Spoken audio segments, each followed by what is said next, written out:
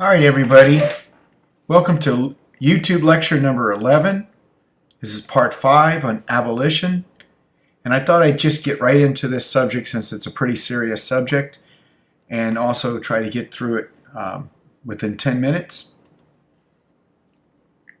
Let's look at the key concepts that this covers. Again, we're still in key concept 4.1 here. And you see down here in Roman numeral 2, again, this idea of matching democratic political ideals to political institutions and social realities. If we're creating a more democratic America, and more people are supposed to have more and more say, how does slavery exist?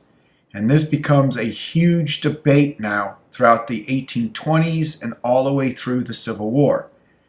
They've already outlawed the international slave trade. That was by an act of Congress. However, there isn't a slave trade that's going to take place within the states. And this is what's going to continue to perpetuate slavery in America. There's also a number of free African Americans who live both in the North and South. Nearly 1 million between the two sections will live throughout the United States at the outbreak of the Civil War. However, states and the federal government, even if you were a free black man or a woman, you were still not considered a citizen of the United States. And this is an issue. Obviously, if you're going to allow individuals to live freely, why are we denying U.S. citizenship? Well, as we talked about earlier, perhaps a few weeks ago, at one point, the American Colonization Society was established. Perhaps we take individuals who are free and give them the opportunity to go back to their homeland in the various countries within Africa. Of course, not many went back. But there will be certain men like Frederick Douglass who will rise in America and actually advocate for citizenship. Also, key concept 4.1, Roman numeral 3. All right, so we have both enslaved and free Africans living here. They're going to have to try to protect who they are as a people, as a culture, right? Slavery is going to devastate their who they are as people. So they're going to develop various things to protect their dignity, their family structures. Slave music, for instance, very important to them. A lot of the slave music was very religious, very soulful.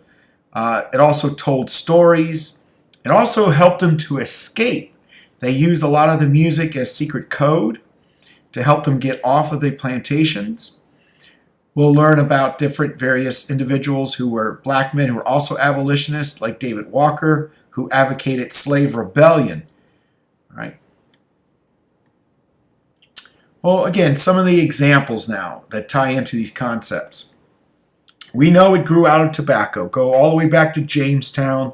And as tobacco began in early colonial America, first they used indentured servants, white slavery, contract slavery. And within 80, 90 years, it will eventually grow into full-on black slavery. And once cotton is introduced in the 1700s, this becomes a permanent facet within the South. Their entire economy is based on cotton, and they need a very intensive labor for this. I don't have this up here, and I probably should, but I'm going to say this, and hopefully you'll pay attention to this and maybe write this on your video logs. But the invention of the cotton gin is also very important to this. 1794, Eli Whitney received a patent for the cotton gin, this cotton engine that would help clean cotton faster than human hands could.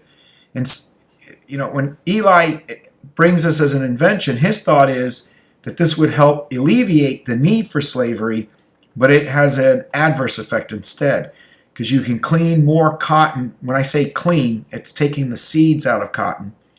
Because you can do this faster now, they want to produce even more cotton, which led to more labor slavery.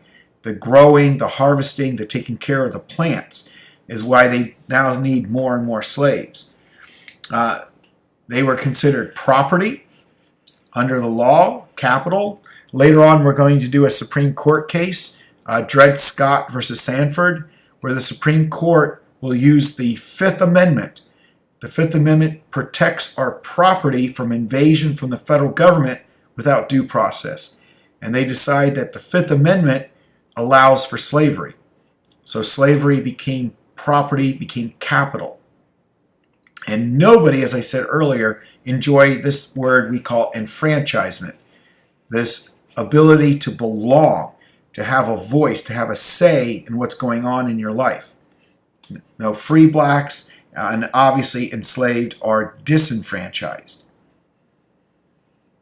Frederick Douglass became the voice of free black America. Is one of my favorite quotes. Speech, the live, calm, grave, clear, pointed, warm, sweet, melodious, and powerful human voice is the chosen instrumentality of heroic reform. Knowledge, he would say as well, is power. He was a slave himself. He grew up in slavery, and the mistress, the wife of his owner, took pity upon him and would secretively teach him how to read and write. And then eventually, at a very young age, she also helped him escape, something that he will always be indebted to her for. He will be found by reformers as he gets to the north, and they'll see a great intelligence within him. And he will mentor. The next slide, I'm going to show you a guy named William Lloyd Garrison. William Lloyd Garrison, a prominent leader in the abolitionist movement, will mentor Frederick, and he will become one of the biggest spokesperson. They'll have a huge falling out because William Lloyd Garrison is a devout Christian and is very, very anti-government and does not believe that the government will ever help, that it's a moral crusade and you must rely only on God and God will eventually free the slaves. Well, Frederick Douglass doesn't believe this. He starts to believe more and more in legislature, in law. You've got to affect people by changing the law. People won't change, but the law will. And so Frederick and William Lloyd Garrison will have a huge falling out. And Frederick Douglass eventually becomes friends with Abraham Lincoln, very instrumental throughout the 1850s. We'll look at a famous speech from him, the 4th of July. What is the meaning of the 4th of July to Black America? He'll be the first black man to be invited to the White House. Abraham Lincoln will invite him twice. And very instrumental, obviously, in the 13th Amendment, which ends slavery. I mentioned William Lloyd Garrison, another very prominent abolitionist. His newspaper was The Liberator, and this is the very first issue, 1831, a famous quote. "I am aware that many object to the severity of my language, but is there not cause for severity? I will be as harsh as truth and as uncompromising as justice. On this subject, immediate emancipation, I do not wish to think or speak or write with moderation. I am in earnest, and I will not equivocate. I will not excuse. I will not retreat a single inch, and I will be heard." Equivocate. Now there's a nice SAT word for you. You know, some people like to be vague to kind of hide their meaning. Well, to equivocate means to be vague. He says he will not equivocate. He will be right out there.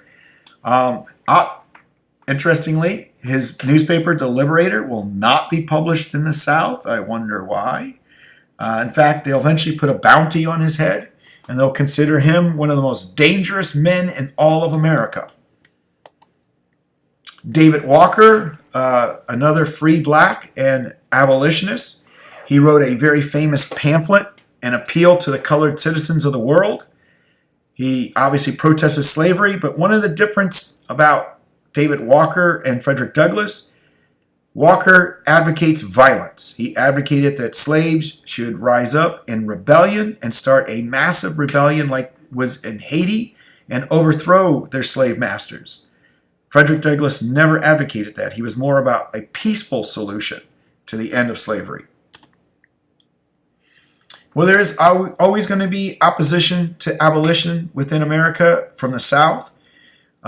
They always equate this to property rights. Their states' rights, property rights, and even a lot of clergymen in America, not necessarily sure if they should be involved, but they condoned the role of women in abolition. They didn't particularly care for that. They thought that was wrong.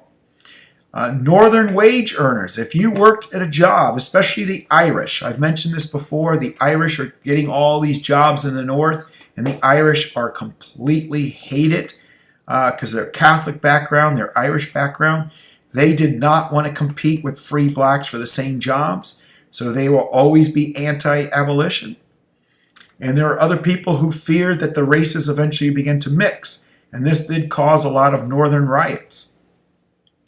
One of the things that the abolitionist movement does expose is, oops, look at what I just did. I'm going to go back. The extent of white prejudice. This idea of prejudging individuals based on a color in this situation. A lot of northern whites will have to really look inward, and by the late 1850s, more and more begin to realize that this is a matter of morality. Obviously, anything about abolition will be banned in the South, and Andrew Jackson even got Congress to pass the gag rule, where he did not allow any male that was abolitionist male to come into the South. He felt that the entire abolition movement was too inflammatory. It was too much of a hot topic, and he feared that it would lead to what eventually does happen, the Civil War. All right, so this is just a quick little look at the abolitionist movement. We'll talk a little bit more about this on Friday when we do our roundtable. And then throughout the lesson, we'll constantly be coming back. I mean, not throughout the lesson, but throughout our study over the next few weeks, we'll continue to talk about abolition movements and what they were able to achieve. For further reading on this subject, please take a look at our book, pages 344 to 354, on abolition in America. This is a very famous propaganda poster of the time period. Am I not a man and a brother? So this was pro-abolition. This was trying to appeal to the hearts and minds of white America. Look how terrible this situation is. All right, we'll see you very soon in class.